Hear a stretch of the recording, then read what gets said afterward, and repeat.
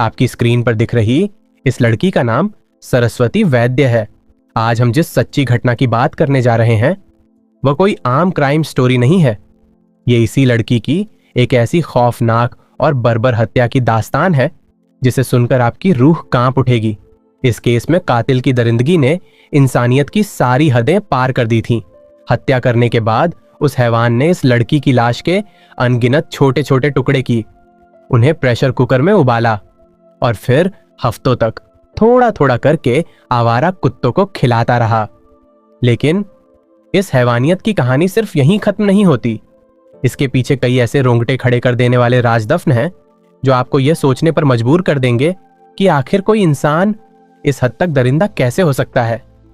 दरअसल यह खौफनाक घटना मुंबई के मीरा रोड इलाके की है। यहीं पर एक जानी मानी सोसाइटी है, आकाशगंगा अपार्टमेंट। बात 7 जून 2023 की है। दोपहर का वक्त था। इसी अपार्टमेंट की एक बिल्डिंग के 7वें माले पर मौजूद फ्लैट नंबर 704 के बाहर अचानक कुछ पड़ोसी इकट्ठा होने लगते हैं। वजह थी उस बंद फ्लैट के भीतर से आ रही सड़ांध भरी एक अजीब सी बदबू। जब बदबू बर्दाश्त से बाहर हो गई तो पड़ोसी आगे बढ़कर दरवाजा खटखटाते हैं। कुछ देर बाद दरवाजा खुलता है और अंदर से 56 साल का एक अधेड़ उम्र का आदमी बाहर आता है। उसका नाम था मनोज साने। वो बुरी तरह घबराया हुआ था। उसके चेहरे पर पसीना साफ दिखाई दे रहा था। वो पड़ोसियों से नजरें चुराते हुए हड़बड़ाहट में कहता है, कुछ नहीं, शायद चूहे मर गए होंगे, इसलिए थोड़ी बदबू आ रही है। मैं अभी बाजार जा रहा हूं, शाम को आऊंगा, तब कोई जुगाड़ करता हूं। इतना कहकर वह शख्स तुरंत फ्लैट में ताला लगाता है और वहां से तेजी से निकल जाता है। लेकिन पड़ोसियों को उसकी यह हरकत और उसके हाव भाव बेहद अजीब लगते हैं, क्योंकि जिस पल मनोज ने दरवाजा खोला था उसी पल अंदर से बदबू का ऐसा भभका बाहर आया था जिसने उनके शक को यकीन में बदल दिया। बिना देर किए उन्होंने तुरंत नया नगर पुलिस स्टेशन में फोन कर दिया। सूचना मिलते ही कुछ ही देर में पुलिस की टीम मौके पर पहुंच जाती है। बंद फ्लैट का ताला कटर से काटा जाता है और फिर जैसे ही दरवाजा खुलता है, अंदर का जो वीभत्स दृश्य सामने आता है उसे देखकर वहां मौजूद हर पुलिसकर्मी और पड़ोसी सन्न रह जाता है। पूरा फ्लैट बुरी तरह बिखरा पड़ा था। हवा में मौत की ऐसी दुर्गंध फैली हुई थी जिसे एक पल के लिए भी सह पाना मुश्किल था। उस घर की रसोई का मंजर तो किसी आम इंसान की कल्पना से भी परे था। गैस चूल्हे पर एक प्रेशर कुकर चढ़ा हुआ था।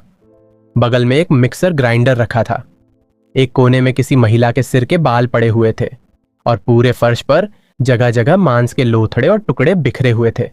ये टुकड़े किसी जानवर के नहीं थे, बल्कि उस रसोई में किसी इंसान के जिस्म के टुकड़े उबाले जा रहे थे। पुलिस ने तुरंत पूरे घर को सील करके अपने कब्जे में ले लिया और फॉरेंसिक टीम को मौके पर बुला लिया। इसके बाद मामले की बेहद गंभीरता से जांच शुरू हुई। इधर जब पुलिस ने पड़ोसियों से पूछताछ की तो जो बात निकलकर सामने आई वह इस खौफनाक मंजर से भी ज्यादा चौंकाने वाली थी। पड़ोसियों ने बताया कि 56 साल का मनोज नाम का यह व्यक्ति पिछले कुछ सालों से इस फ्लैट में अपनी 28 साल की भांजी सरस्वती के साथ रह रहा था और हो सकता है कि ये बिखरे हुए टुकड़े किसी और के नहीं बल्कि उसी सरस्वती के हों। पड़ोसियों ने एक और रोंगटे खड़े कर देने वाला खुलासा किया। उन्होंने बताया कि पिछले कई दिनों से मनोज इलाके के आवारा कुत्तों को कुछ खिला रहा था, जबकि इससे पहले उसे कभी भी कुत्तों को कुछ खिलाते या उनके करीब जाते हुए किसी ने नहीं देखा था। फिलहाल पुलिस अपनी गहन जांच में जुट चुकी थी, लेकिन अब सबसे बड़ा सवाल यह था कि आखिर इस फ्लैट में रहने वाली वह सरस्वती असल में थी कौन? क्या वह सच में उसकी भांजी थी? और आखिर क्यों इस 56 साल के दरिंदे ने उसे इतनी बेरहमी से काट डाला? इस खौफनाक घटना की पूरी सच्चाई को समझने के लिए और इन अनसुलझे सवालों के जवाब जानने के लिए हमें आज से कई साल पीछे जाना होगा। सरस्वती वैद्य का जन्म 1996 में महाराष्ट्र के औरंगाबाद जिले के एक साधारण परिवार में हुआ था। बता दें कि आज औरंगाबाद जिले का नाम छत्रपति संभाजी नगर है, लेकिन किस्मत ने बचपन से ही उसके साथ कठोर व्यवहार करना शुरू कर दिया था। दरअसल जब वह पैदा भी नहीं हुई थी तभी से उसके मम्मी पापा के बीच आपसी अनबन रहती थी। इसकी वजह यह थी कि सरस्वती की मां पहले ही एक के बाद एक 3 बेटियों को जन्म दे चुकी थी और उनका कोई बेटा नहीं था। इसी बात को लेकर मम्मी पापा के बीच अक्सर झगड़े हुआ करते थे। जब चौथी बार सरस्वती का भी जन्म हुआ तो ये झगड़े और भी बढ़ गए।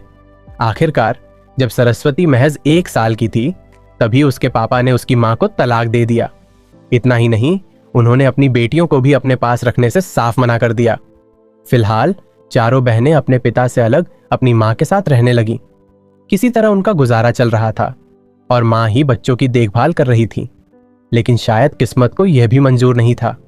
साल 2001 में किसी बीमारी की वजह से मां का निधन हो गया और चारों बेटियां अनाथ हो गईं। यहां सोचने वाली बात यह है कि वह पिता कैसा था जो मां के निधन के बाद भी अपनी बेटियों का सहारा नहीं बना। यदि उसने अपनी बेटियों को अपना लिया होता तो शायद सरस्वती आज जिंदा होती। ये कैसा पिता था? आप लोग भी कमेंट करके जरूर बताइएगा। फिलहाल जब इन बेटियों का सहारा कोई नहीं बचा तो पुलिस की मदद से और कोर्ट के आदेश पर चारों बहनों को अहमदनगर के जानकी बाई आपटे बालिका आश्रम भेज दिया गया। उस समय सरस्वती की उम्र सिर्फ 5 साल थी, जबकि उसकी बाकी तीनों बहनें भी नाबालिग ही थीं। अब होता यह है कि जैसे जैसे ये बहनें बालिग होती गईं, वैसे वैसे एक एक करके आश्रम से बाहर आती गईं। साल 2012 तक बाकी तीनों बहनें बालिग हो चुकी थीं और तीनों की शादी भी हो चुकी थी। साल 2012 में सरस्वती भी आश्रम से बाहर आ गई और छत्रपति संभाजी नगर में अपनी एक बहन के घर रहने लगी। इसी तरह कुछ समय बीत गया और फिर आया साल 2014। सरस्वती अब अच्छी तरह समझ चुकी थी कि हमेशा किसी दूसरे के सहारे जिंदगी नहीं चल सकती। उसे अपनी अलग पहचान बनानी थी और अपने पैरों पर खड़ा होना था। इसके लिए उसे एक ऐसे शहर की जरूरत थी जहां मेहनत करने वालों के लिए मौके हों। यही सोचकर उसने मुंबई जाने का फैसला किया। अप्रैल 2014 में वह नौकरी की तलाश में मुंबई चली आई और यहीं पर उसकी मुलाकात मनोज साने से हुई। कहते हैं कि मुंबई सपनों का शहर है, लेकिन यहां जितने बड़े सपने हैं उससे कहीं ज्यादा बड़ी चुनौतियां भी हैं। इस शहर में रोज हजारों लोग अपने सपनों को पूरा करने आते हैं। कुछ सफल हो जाते हैं तो कुछ इस भीड़ में कहीं गुम हो जाते हैं। सरस्वती भी उन्हीं लाखों लोगों में से एक थी। उसके पास कोई बड़ी डिग्री नहीं थी और न ही कोई अपना जो मुंबई में उसकी मदद कर सके। उसे सबसे पहले एक नौकरी चाहिए थी और उससे भी पहले चाहिए थी एक ऐसी जगह जहां वह सुरक्षित रह सके। मुंबई की भागती दौड़ती जिंदगी के बीच सरस्वती रोज की तरह काम की तलाश में भटक रही थी। उसी दौरान उसकी मुलाकात मनोज से हुई। मनोज एक किराने की दुकान पर काम करता था और सरस्वती उसी दुकान पर कुछ लेने गई थी। बातों ही बातों में पता चला कि मनोज भी महाराष्ट्र के छत्रपति संभाजी नगर जिले का ही रहने वाला था और उस समय मुंबई के बोरीवली इलाके में रहता था। जब दोनों को पता चला कि वे एक ही जिले के रहने वाले हैं तो उनके बीच बातचीत और बढ़ गई। जब मनोज को पता चला कि सरस्वती को नौकरी की जरूरत है तो उसने उसकी मदद करने की कोशिश की और उसे एक सेल्स गर्ल की नौकरी दिलवा दी।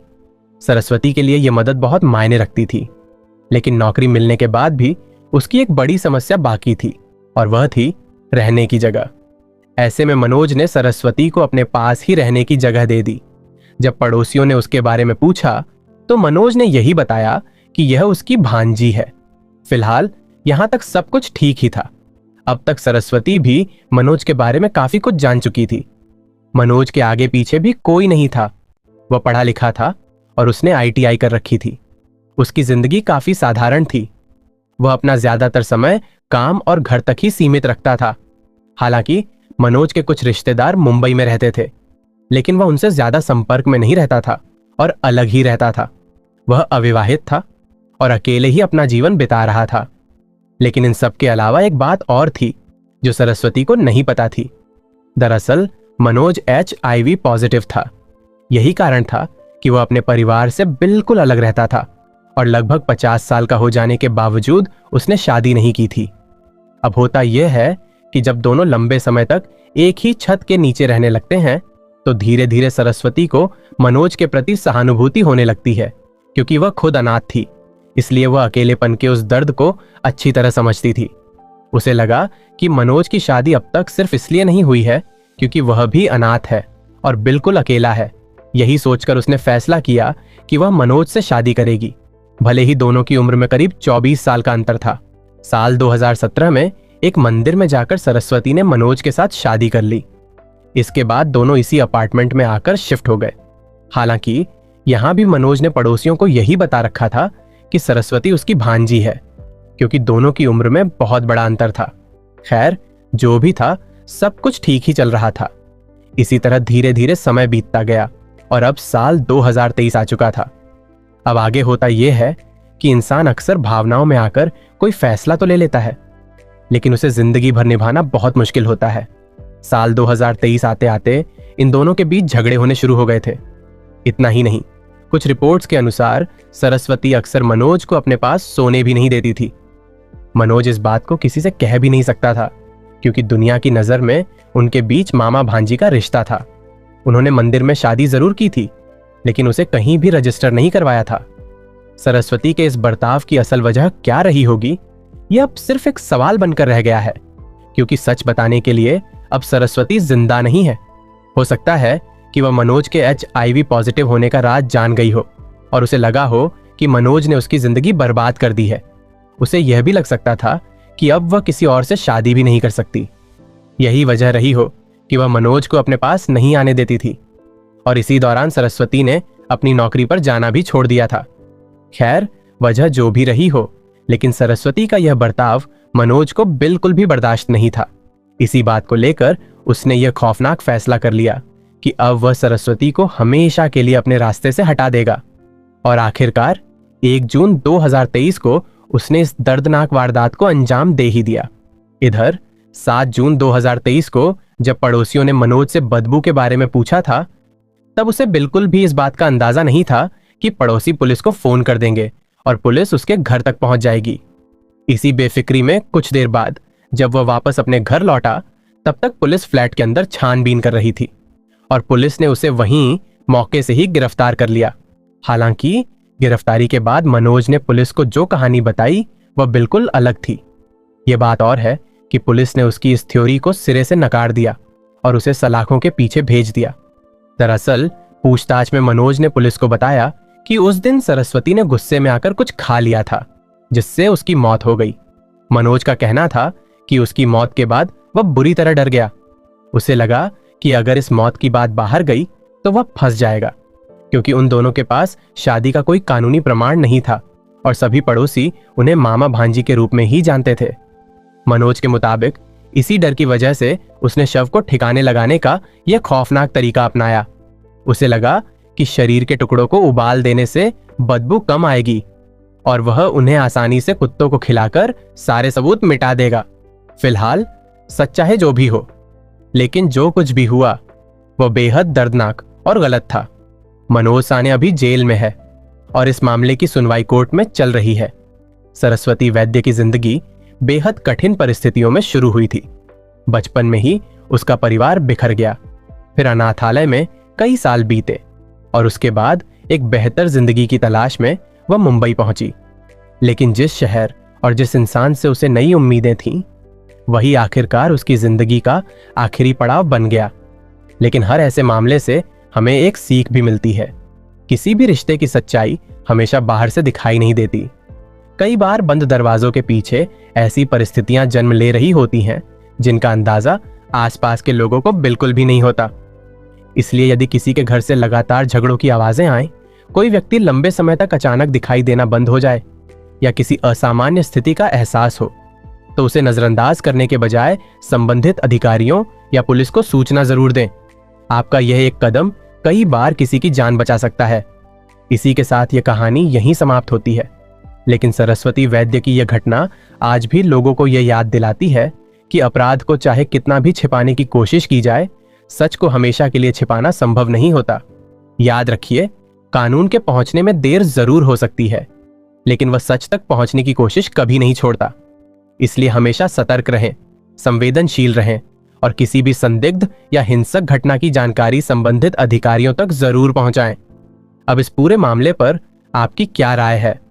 क्या आपको लगता है कि इस घटना के पीछे की पूरी सच्चाई सामने आ चुकी है, या अभी भी कुछ ऐसे सवाल हैं जिनके जवाब मिलना बाकी है? अपनी राय हमें कमेंट में जरूर बताइए। हम आपके हर विचार को पढ़ते हैं और यदि आपको लगे कि यह वीडियो और लोगों को भी देखना चाहिए, तो प्लीज इस वीडियो को हाइप करें और ज्यादा से ज्यादा लोगों तक शेयर भी करें। मैं आपसे फिर मिलूंगा एक और सच्ची घटना के साथ। तब तक अपना और अपने परिवार का ख्याल रखिए। जय हिंद।